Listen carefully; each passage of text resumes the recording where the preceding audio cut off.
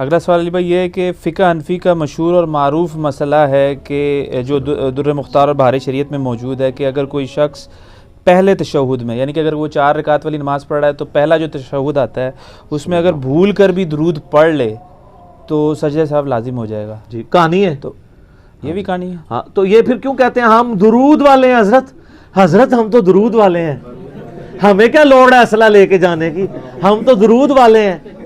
آپ کہاں سے درود والے ہیں؟ آپ درود کے دشمن. آپ کی دعائے قنوت میں درود کوئی نہیں. نبی علیہ السلام نے جو سکھائی گیا ہے وتر کی نماز میں دعائے قنوت کے بعد درود شریف ہے. آپ کہاں سے درود والے ہیں؟ آپ تو یہ کہتے ہیں کہ دوسری رکعت میں کوئی بھول کے درود شریف پڑھ لے سجدہ صاحب واجب ہو جاتا ہے.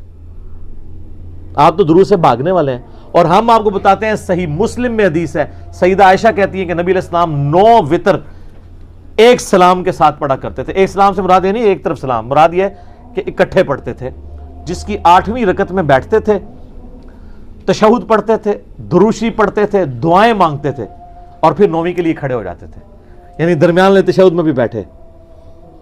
تو انفی جو وتروں کا درمیان والا تشہد ہے اس میں ساتھ درود شریف ملاتے ہیں، وہ کہیں گے جی سجدہ صاحب واجب ہو جائے گا. یہ مسلم شریف ہے، مولانا شریف نہیں ہے. سنن نسائی میں بھی ڈیل موجود ہے. البتہ مسند احمد میں حدیث ہے، ابن مسعود رضی اللہ تعالیٰ کہتے ہیں اگر درمیانہ تشہد ہو تو تم عبدہ و رسولہ کے بعد کھڑے ہو سکتے ہو. یہ جواز کی حد تک ہے. افضل ہے درود شریف، ہم تو پڑھتے ہیں درود شریف، کم از کم اتنا ضرور پڑھا کریں اللہم صلی علی محمد وعلی آل محمد. یہ کہتے ہیں وہ جی وہ چونکہ آپ پھر بہانہ کیا ہے، وہ کہتے ہیں یہ ہم نے درود شریف کی وجہ سے نہیں سجدہ صاحب واجب کیا، استغفر اللہ، ہم تو درود والے ہیں.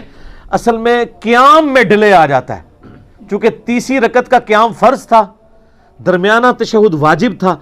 آپ نے واجب میں زیادہ وقت لگا کے قیام سے لیٹ ہو گئے ہیں فرض سے.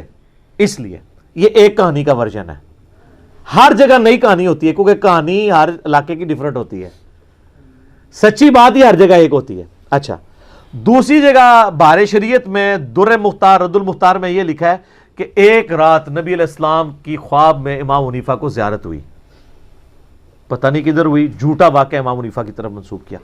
تو نبی علیہ السلام نے کہا ابو حنیفہ تو نے مجھ پہ درود پڑھنے والے پر سجدہ صاحب واجب قرار دے دیا جو دوسری رکعت میں پڑھ لے 4 والی رکعت میں.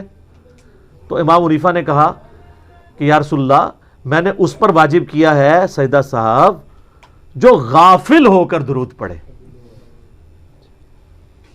تو کہتے ہیں نبی علیہ السلام مسکرائے اور تحسین فرمائی. نا انجینئرنگ ہوئے گی. شہزاد بھائی کہتے ہیں نا بڑی سونی ہے سر، نام وچ قیامت ہے. اسلام دی بنیاد ہی نا ہوتے ہیں، لا الہ الا اللہ. پہلے نفی ہوگی، پھر نفی اس بات دا پانی ملیا ہر رگے ہر جائی ہو. اے نفی بڑی کام دی ہے. میرا ایک معصومانہ سوال ہے، جو غافل ہو کے درود پڑھے اس پہ تو سجدہ صاحب ہے، تو مراد یہ ہے کہ جو خود پڑھے اس کو تو ثواب ہونا چاہیے. پھر دوسری کہانی کیوں کرائی ہوئی ہے آپ نے؟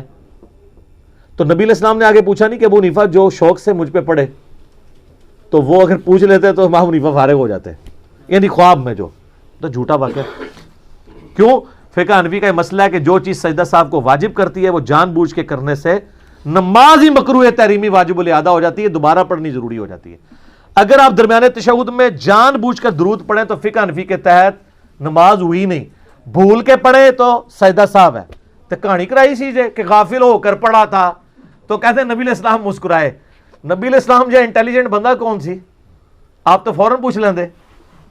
اس میں دوسرا پوائنٹ بھی ہو سکتا ہے کہ غافل ہو کے پھر دوسرا والا آخری والا کیوں نہیں وہ سجدہ صاحب کر رہا لازم. کون سا؟ مطلب اگر غافل ہو کے پہلا والا تشہد والا جو ہے وہ سجدہ صاحب لازم، دوسرے کا تو وہ مانتے ہیں نا.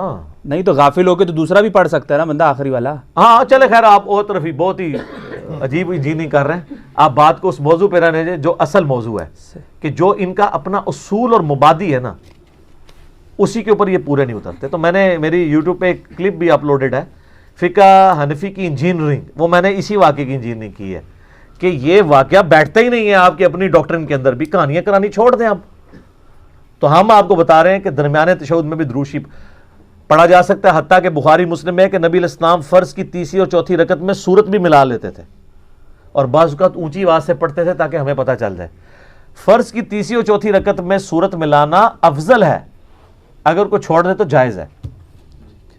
درمیان تشہد میں بھی درود شریف پڑھنا افضل ہے. ٹھیک. اگر کوئی چھوڑ دے تو جائز ہے.